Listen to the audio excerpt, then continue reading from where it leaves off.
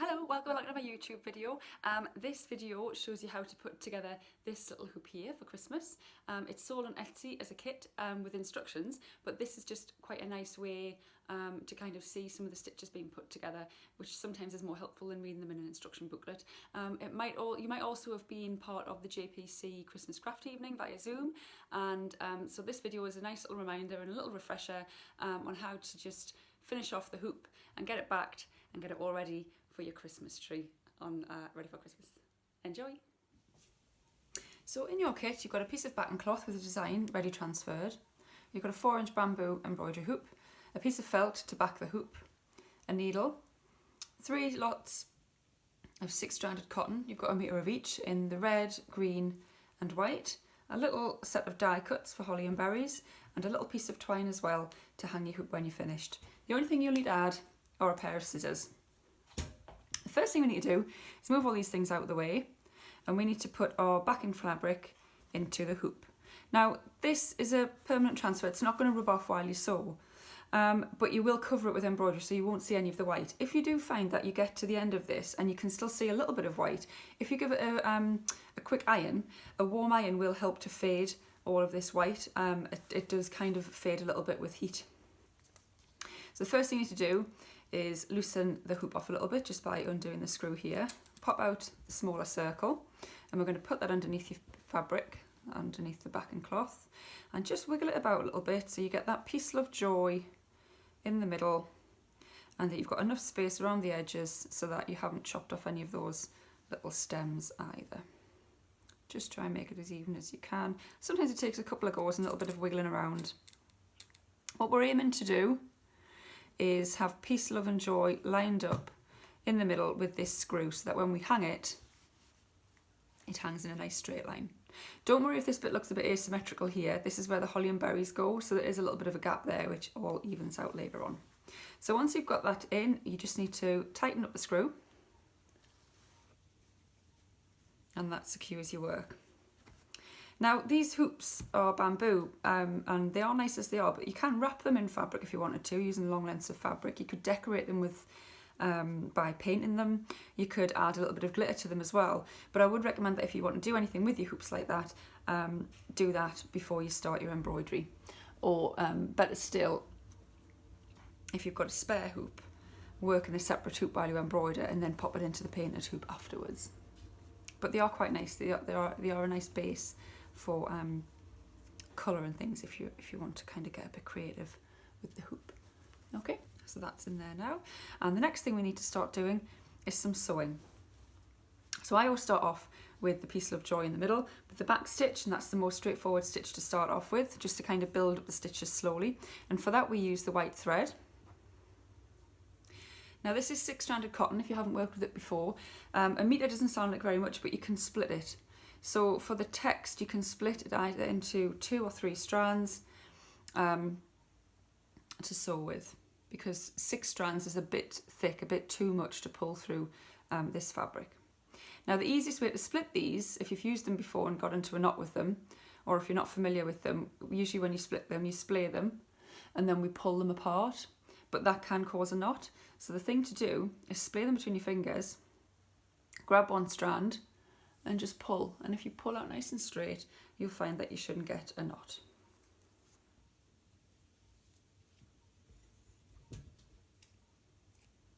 Obviously because I'm recording I've immediately got a knot. So I'm going to pull a 2nd strand out. I think I'm going to do 3 strands for the text so that stands out really nicely. So you pull your 3 strands out, one after another, and then you can just simply put them back together again. I did actually have a little knot in the end of my thread there, so I think that's why it hasn't pulled out nice and smoothly. So I'm going to put these back together. So I've got 1, 2 strands there, and I'm going to add the 3rd one in. So I've got 3 strands to work with now. If they're a little bit uneven, just snip them with your scissors. Thread your needle. Oh gosh, look at that, first time. Normally I wouldn't really use knots in embroidery work because I think it can make the back look quite lumpy, but because there's kind of an empty deep space at the back of an embroidery hoop, you can use a knot just to secure your thread Sometimes I just do a couple of stitches into the back of the fabric just to kind of weave it in a little bit. So you almost create a knot within the fabric, but for a hoop, a knot will be sufficient. So you can just knot the end and then start sewing. So I'm going to raise this up a little bit so you can see back stitch. Now back stitch is nice and straightforward. It's just a bit like doing a running stitch, but we go back into the last stitch. So bring your needle up through the fabric and you're just going to create a small stitch, push your needle back through, and then you come up a short distance away to create your next stitch. Now instead of going on to the next stitch as you would with a running stitch, we're going to go back into the last stitch, and that helps us create the solid line that you get with back stitch. So come up a short distance away, back into the last stitch, pull straight through, and you can see that nice solid line emerging. And if you just follow the white lines, you'll get the text will start to appear. When you go around corners, the same principle applies. Just do these couple of stitches quickly.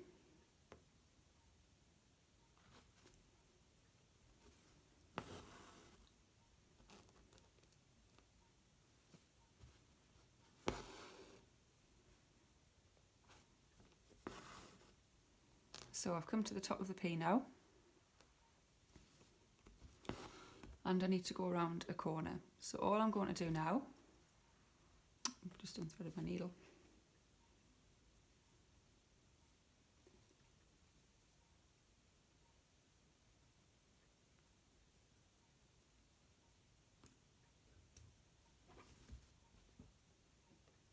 I'm going to do a normal back stitch, and then I'm going to follow the line for the P. So I'm just going to bring my needle up, try and hold it closer for you, on the curve of the P. So you follow the same principle, and then you go onto the back of the last stitch, and that should give you that nice sharp edge before you get the curve of the P. Okay, I'm going to go and finish my back stitch now, and then I'll pop on and I'll talk you through stem stitch for the leaves.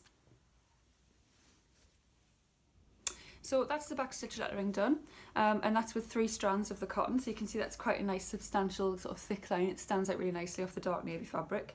I have had to use the second half of the split white thread, so you might find that you won't use it all up, but you'll use a fair bit with 3 strands. When you're finished, you can just finish off by weaving your needle in and out of a couple of the stitches on the back, and that'll anchor it so nothing should come undone on the front. And when you're done, you simply snip that off. So once the back stitch is done, the next stitch we're going to cover is some split stitch for these little festive stems here. So I've threaded my needle with the green thread, and again I've used 3 strands, so I've still got half of it left if I need to use that later. And there's a knot in one end, so I can just pull it straight through the cloth and it'll anchor itself into the fabric. Now I've used 3 strands because again I want a nice sort of thick line that really stands out from the blue, but you can use 2 if you want to. So I'll just go through split stitch now. I'm going to try and bring this a little bit closer to the camera because it can be a little bit fiddly. So it's just to sort of show you how it works. So I'm going to start at the bottom of this stem here, bring your needle out through your fabric and do 1 stitch. Don't make them too small, but also don't make them too big, so just the sort of size that you'd use for a back stitch. Now normally with another stitch you'd bring your needle up a little short distance away. With stem stitch, what we're going to do is we're going to bring the needle up about halfway through the last stitch, so we're actually coming out of the stitch that you've just done. Pull your thread through, and then you need to go and push your needle back into the cloth about a stitch distance away. So you sort of increase in halves with this one. So I'm going to bring my needle back up halfway through the last stitch I've just done. Okay, and then push the needle about a stitch distance away.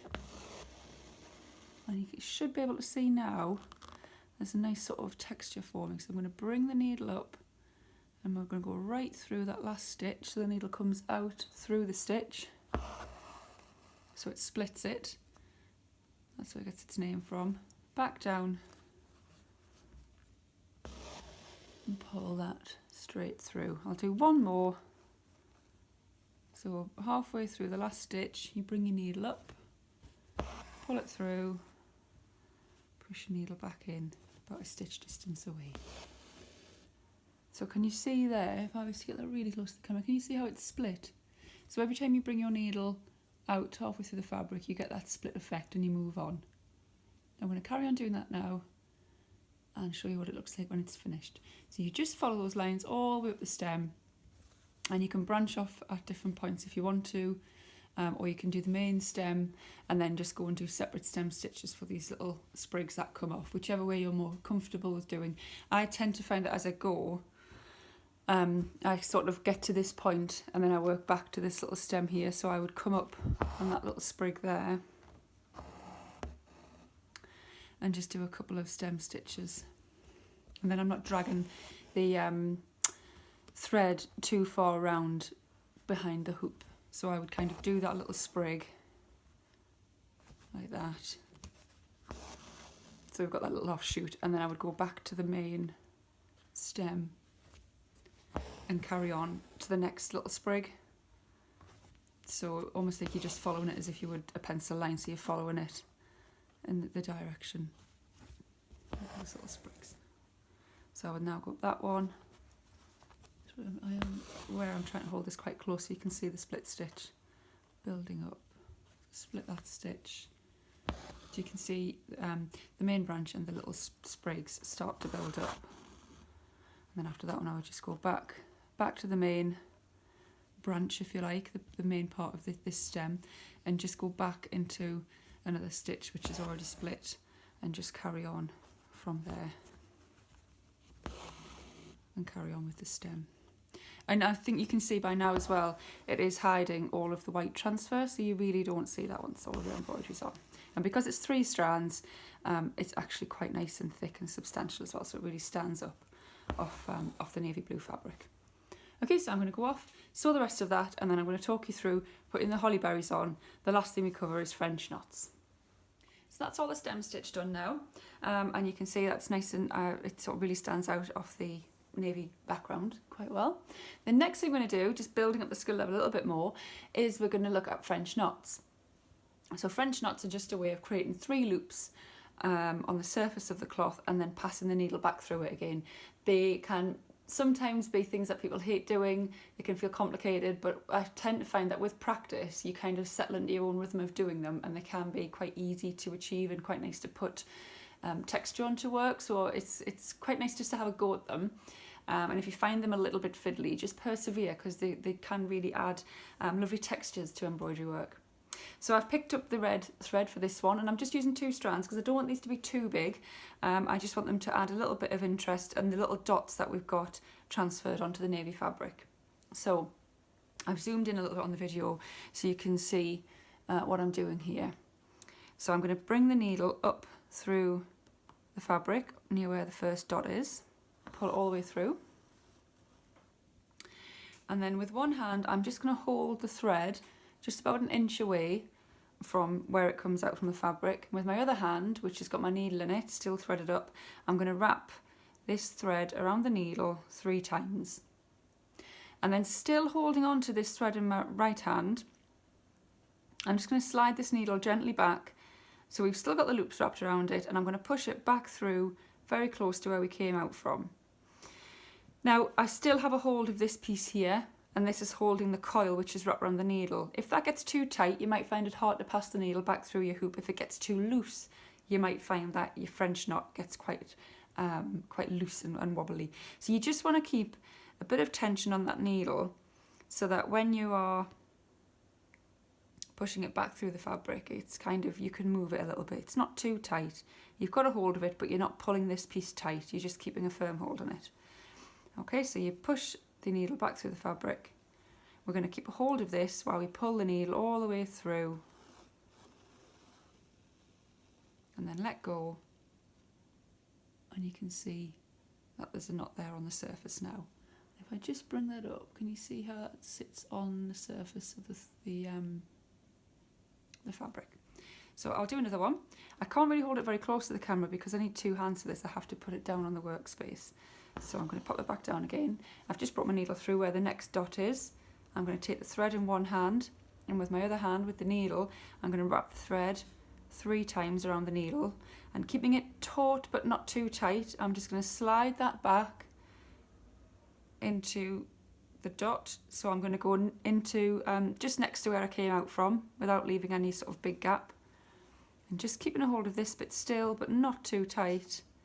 Pull this needle through the fabric, and once you've sort of got the main chunk of thread through, let go, and it'll create a nice knot.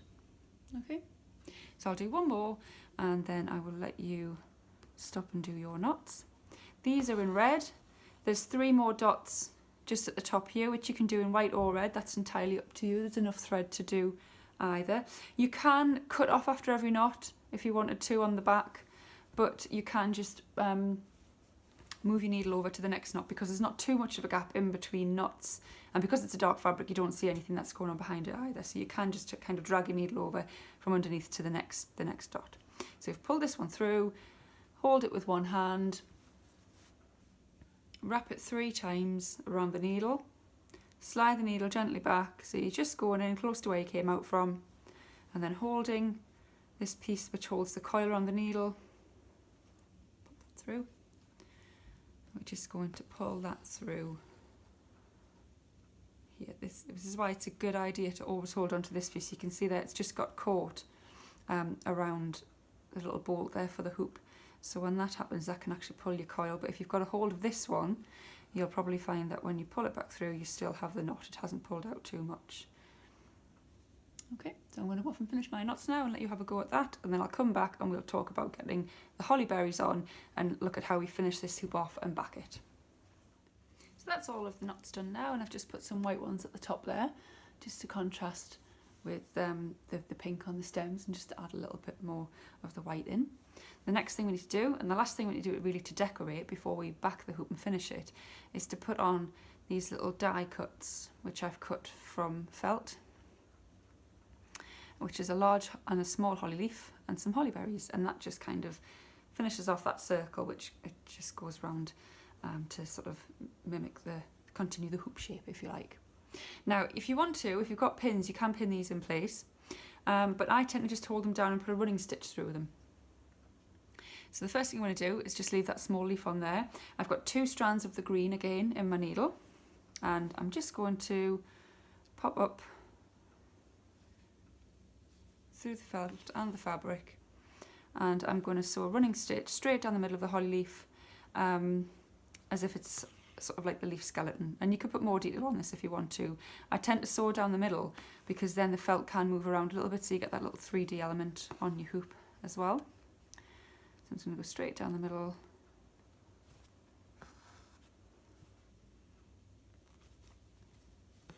with the green. I'm going to bypass the berries for now because I need to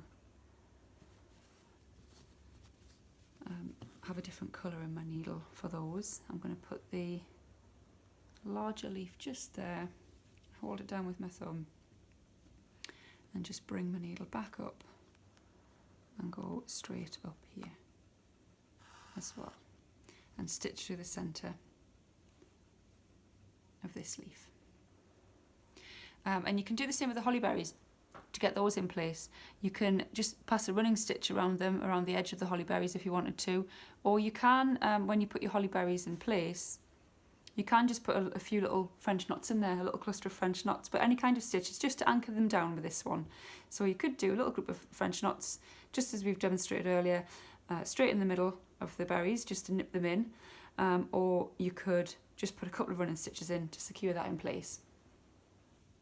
So that's the decoration of the hoop finished. What we need to do now is make it look like this so we can hang it. So the first thing we need to do is we're going to trim some of this backing fabric away. Now don't trim it all off. What we need is a little bit of about 3 centimetres all the way around, just so we've got enough to gather it in with some thread.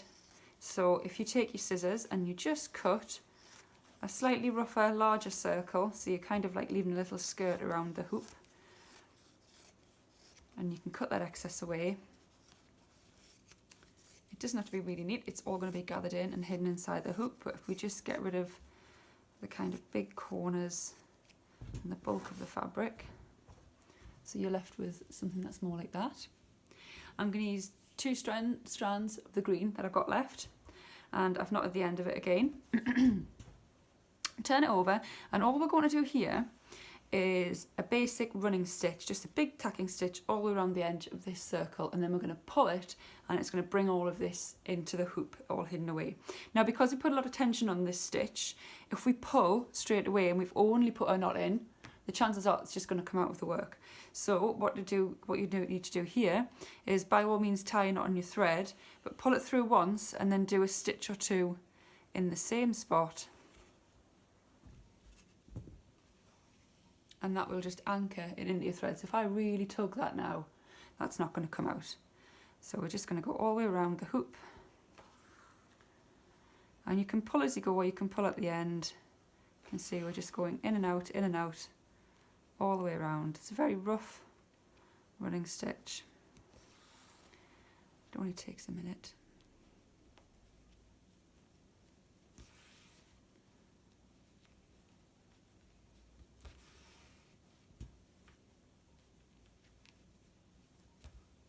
All the way around.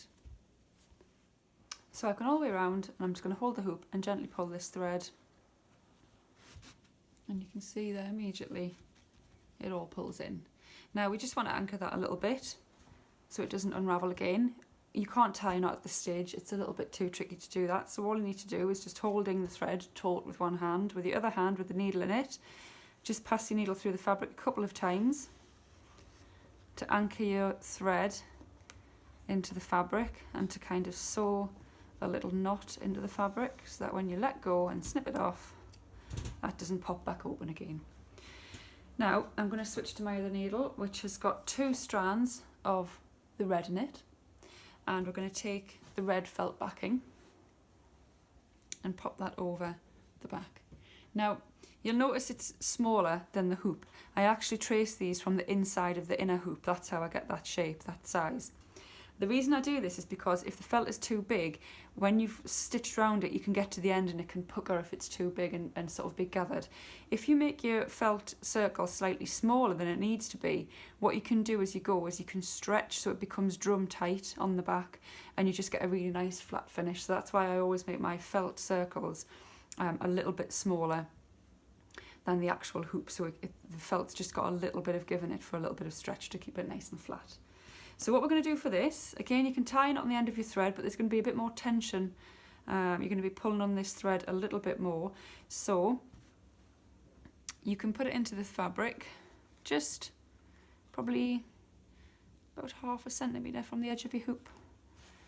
But the same as we just did before there, instead of just leaving it as a knot, I want you to just do another stitch, and then if you give it a good pull, that won't come out. So that's nice and anchored in now into the back and fabric. And we're just going to do a little over stitch to get this onto the back.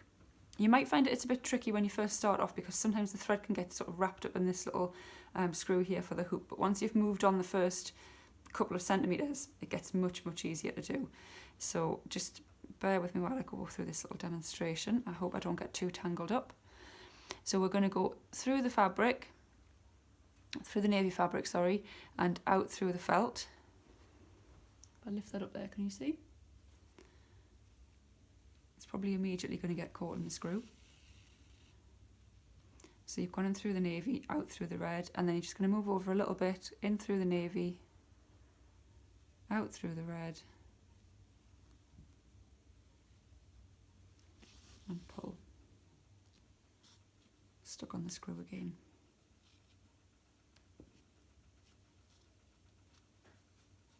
So what you start to get are little diagonal lines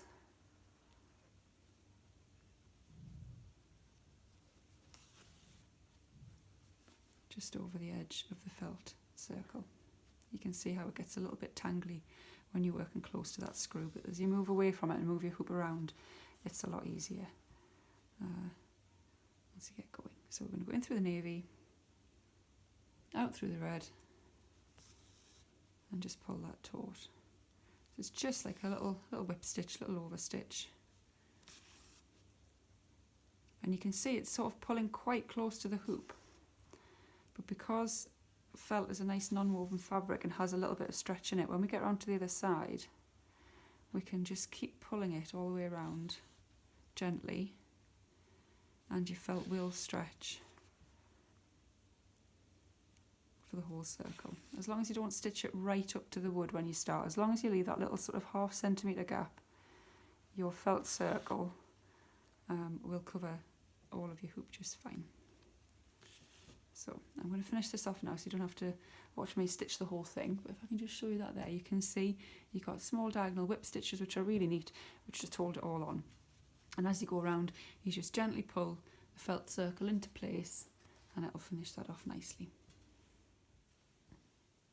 So I'm just about finished now, one last stitch and then we need to finish off. Now again, you can't really tie a knot for this one, but what you do need to do is just sew your thread into the fabric by passing it through and just underneath the felt a few times. Just weave it into some of your other stitches going along the circle.